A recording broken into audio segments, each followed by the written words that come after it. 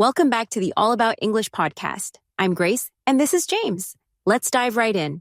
Did you know that misusing common phrases in English isn't just about sounding a bit off? It can actually lead to some pretty major misunderstandings? Hi, everyone. Yes, Grace, this is absolutely true. There's a stat I read recently that said over 40% of English learners struggle with using even basic idiomatic phrases correctly. That's, a huge barrier to clear communication. Right? I mean, even just getting one word wrong can totally change the meaning of a sentence. Like this one, I very like it. Ah, that classic mistake. It's a prime example of how English has its own set of rules you kind of have to wrap your head around. In this case, very can't directly modify a verb like. Exactly. You'd say, I like it very much. And this one always takes me back to high school, when one of my international classmates said, I very like pizza, and I just... Let me guess, you couldn't help but laugh. Totally. But to him, it made perfect sense. That's the thing. So many of these mistakes are tied to how people's native languages work. Like, in some languages, very can modify verbs directly. Right. It's all about language transfer, where rules from your first language sneak into your English. It's so common, but yeah, it causes these little hiccups. And it's not just very... Wait. Before we move on, I gotta say, it's kind of fascinating that little details like this can trip people up so much. Oh, for sure. Learning these nuances is what takes someone's English from, okay to truly fluent. But it's a process, and mistakes are part of it.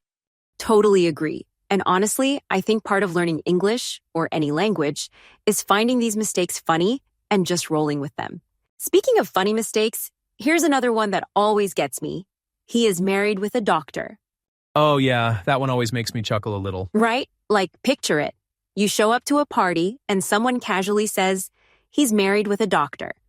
Now, are they married or are they just hanging out with the doctor?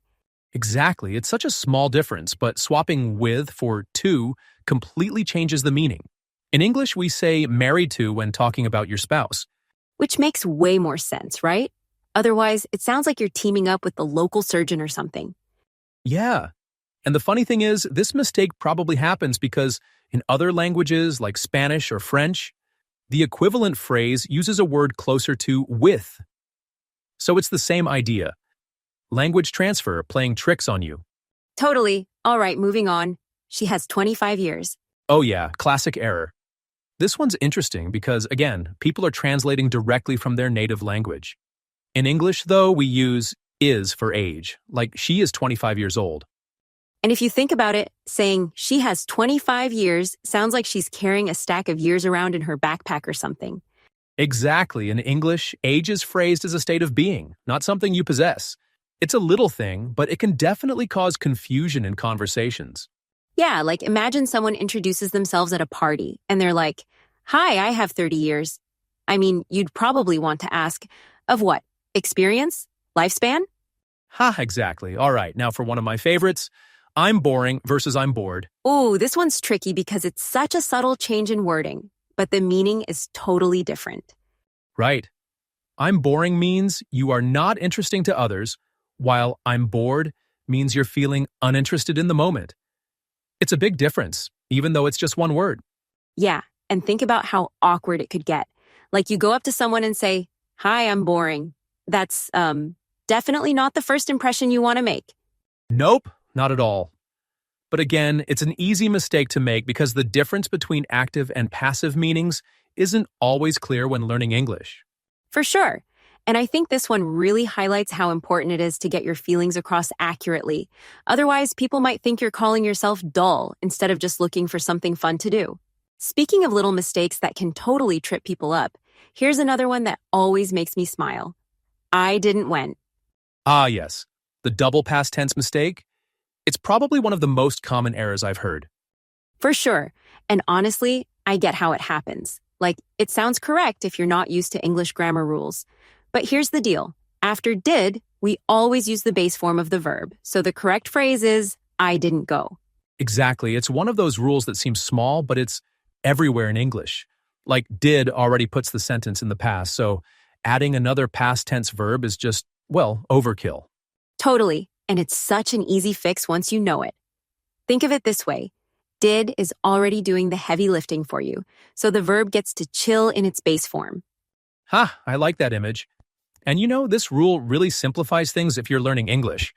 You don't have to memorize two different forms of the verb in negative past tense. Just stick with the base form every time. Exactly. And let's be real, English learners deserve all the shortcuts they can get. So if you've been saying didn't went, just switch to didn't go, and you're good to go. Pun intended. Nice one.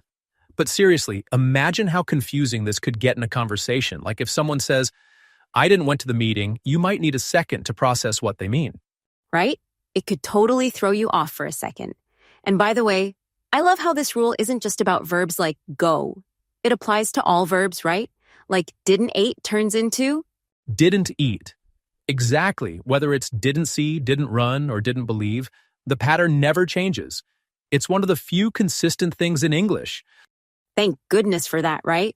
One less thing to overthink. Well, except maybe when people in pop culture mess it up on purpose. You ever catch that in movies or TV shows? Yes, and it's usually part of some joke about not being super polished or formal. But honestly, I think it's kind of cool how intentional wrong English shows up like that and still works in context. Yeah, English is flexible like that. But for learners, sticking to the rule keeps it simple and avoids misunderstandings. And hey, once you've mastered this, it's like unlocking a grammar superpower, you know? Totally.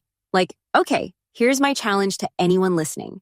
Try to notice how often this rule comes up in your daily conversations. You'll be surprised how often it pops up. All right, since we're on a roll with grammar quirks, let's dive into a phrase that might actually take the crown for being one of the most commonly misused by English learners. Let me guess. It's the one that trips up almost everyone at least once, right? Exactly. Drumroll, please. It's I'm boring. Ah, a classic mix-up. And honestly, I get why people make this mistake. It's such a subtle difference in how the words are used. Totally. Like, think about this. You're at a party, and someone comes up to you with a smile and says, Hi, I'm boring. I mean, what do you even do with that?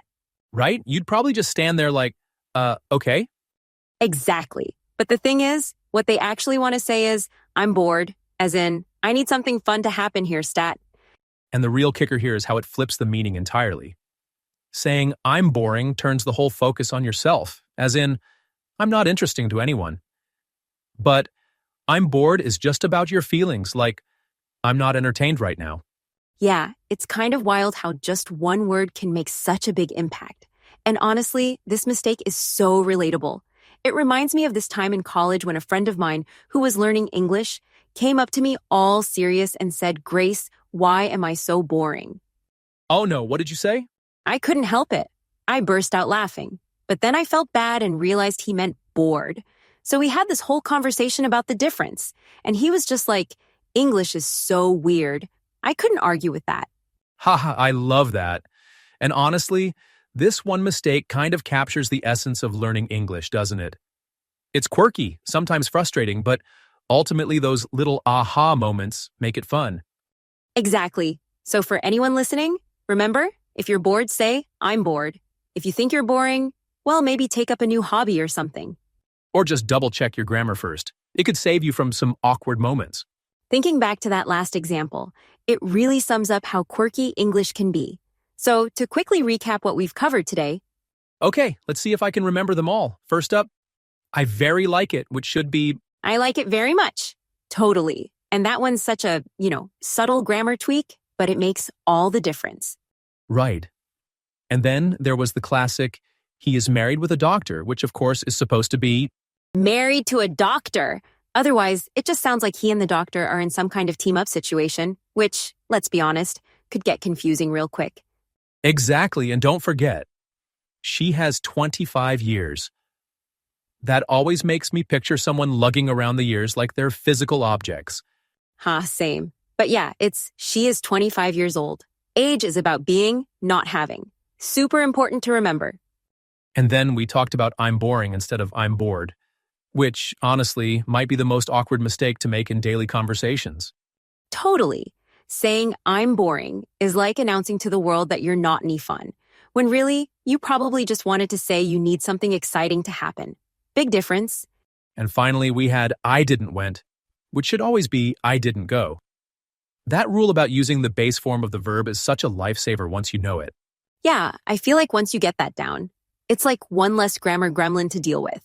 And honestly, these 5 phrases are such great examples of how tiny changes can have a big impact on clarity. Exactly. If anything, they highlight just how quirky English can be, but also how mastering these small details can really make a difference in how confident you feel communicating. Totally. It's all about progress, right? Like, no one's perfect, but catching these little things is such a good step toward fluency.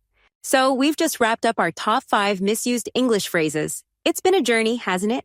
Now it's your turn to put what you've learned into practice.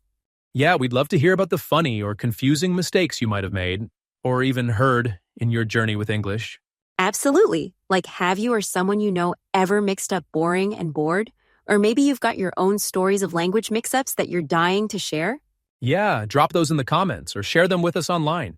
It's always great to hear how people navigate these little quirks. And hey, if this episode helped clear up some of those nagging questions about English, make sure to hit that subscribe button so you don't miss future language tips.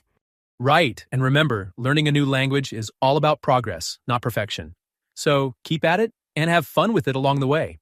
Totally. Thanks so much for hanging out with us today. We'll catch you next time on All About English. Bye. See you next time.